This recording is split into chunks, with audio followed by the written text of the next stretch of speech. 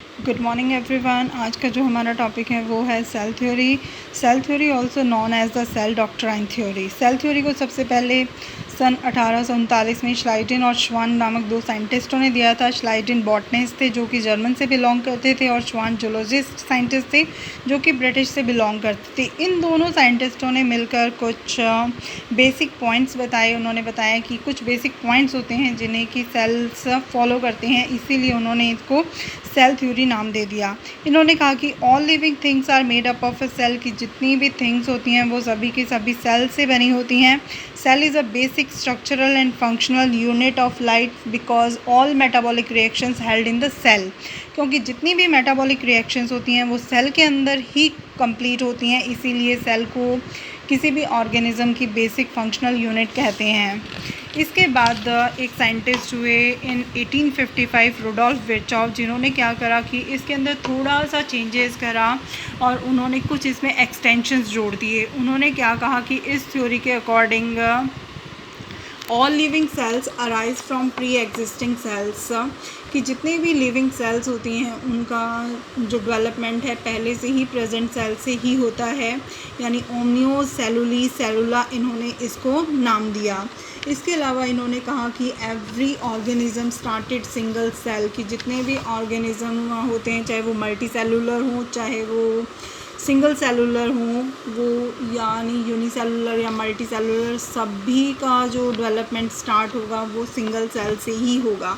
इसके अकॉर्डिंग हम सेल को डिफ़ाइन कर सकते हैं कि it is an aqueous compartment bound by a cell membrane which is capable of independent existence and performing the essential function of life।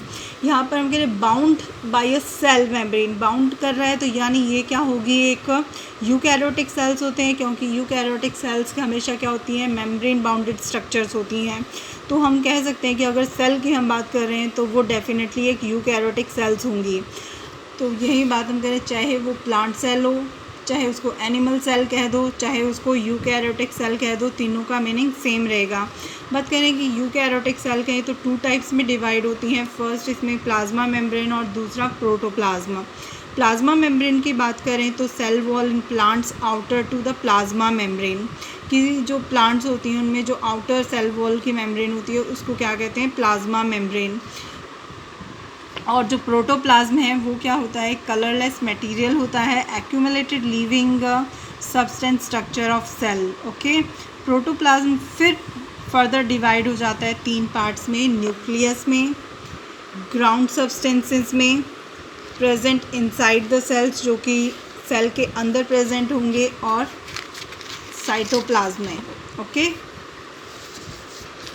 Protoplasm में nucleus present होगा, nucleus के साथ ग्राउंड सब्सटेंस प्रेजेंट होंगे जो कि सेल के अंदर present होंगे, और साइटोप्लाज्म प्रेजेंट होगा।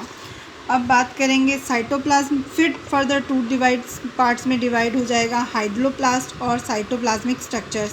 हाइड्रोप्लास्ट क्या होता है, liquid part of cytoplasmic solution, non granular part कहलाता है। और साइटोप्लाज्मिक स्ट्रक्चर्स फिर टू पार्ट्स में डिवाइड हो जाती हैं, सेल ऑर्गेनेल्स और नॉन लिविंग सेल ऑर्गेनेल्स, या सेल इंक्लूजन्स के नाम से जाना जाता है। इनके ऊपर कई बार क्वेश्चंस अराइज हो जाता है कि सेल ऑर्गेनेली कौन कौन सी हैं और सेल इंक्लूजन्स कौन कौन से हैं। जो सेल ऑर्गेनेलीज़ के अंदर हम आगे दूसरी यूनिट्स में स्टडी करेंगे, उसके अंदर endoplasmic reticulum, Golgi complex, ribosome, mitochondria, lysosome, microtubules and microfilaments, centrioles and basal body, cilia and flagella वगैरह आ जाते हैं। और सेल इंक्लूजन्स के अंदर हम vacuoles, reserve food gases, extra materials की हम स्टडी करते हैं।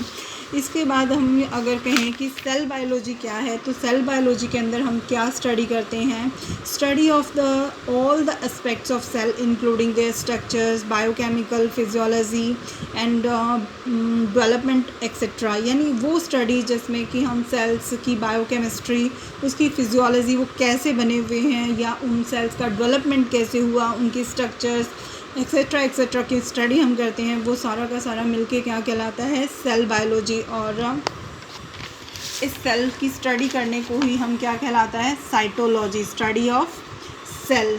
अभी हमने बात कर दी प्लांट सेल, एनिमल सेल या यूकैरियोटिक सेल्स, तीनों को हम एक ही नाम से डिनोट कर रहे हैं, लेकिन फिर इनमें कैसे हम इनको आइडेंटिफाई करेंगे कि ये प्लांट सेल है, ये एनिमल सेल है।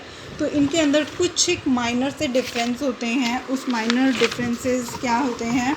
प्लांट सेल और एनिमल सेल की अगर हम बात करें तो प्लांट सेल्स क्या होते हैं? Larger in size. जो प्लांट सेल का साइज़ होगा वो ज़्यादा बड़ा होगा। एनिमल सेल्स का जो साइज़ है वो प्लांट सेल की तुलना में थोड़ा सा कम होता है।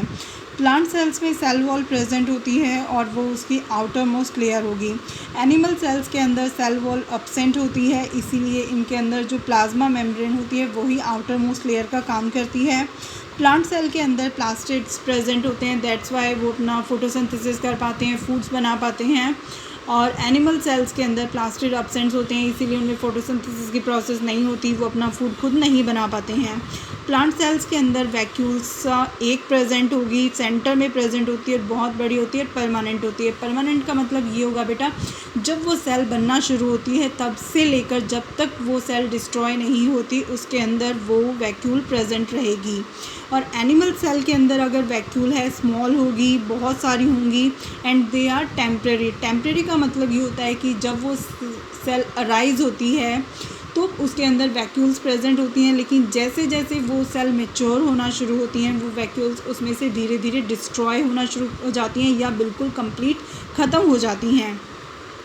इसके अलावा इसके अंदर जो प्लांट सेल्स हैं, प्लांट सेल्स में गोल्गी बॉडी प्रेजेंट होती हैं जो कि साइज़ में बहुत स्मॉल होती हैं और एक दूसरे से कनेक्टेड यूनिट की तरह काम करती हैं। और इनको यहाँ पर गोल्गी बॉडी ना कहकर डिक्टियोसोम कहते हैं। डिक्टियोसोम, सोम का मतलब होता है बॉडी और डिक्टियो का मतलब डिटेक्ट करना, यानी किसी भी बॉडी के अंदर अगर हमें किसी चीज़ को डिटेक्ट करना पड़ रहा है यानी कि वो बहुत माइनर क्वांटिटी में प्रेजेंट होगी, इसीलिए हमें उसे बहुत मुश्किल से वो डिटेक्ट हो रही हैं।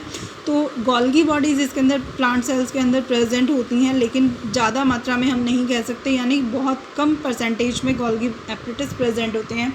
अगर बात करें हम एनिमल सेल में, तो एनिमल सेल्स में Golgi bodies well developed condition में प्रेजेंट होती हैं।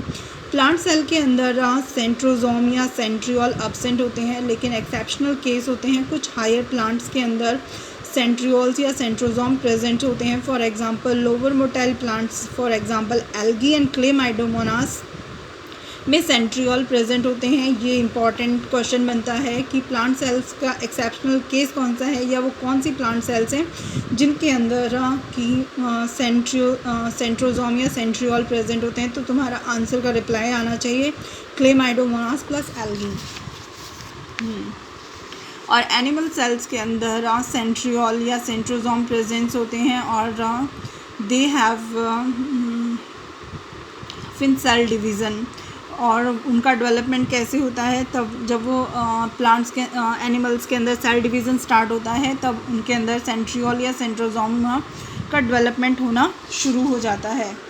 ओके बेटा।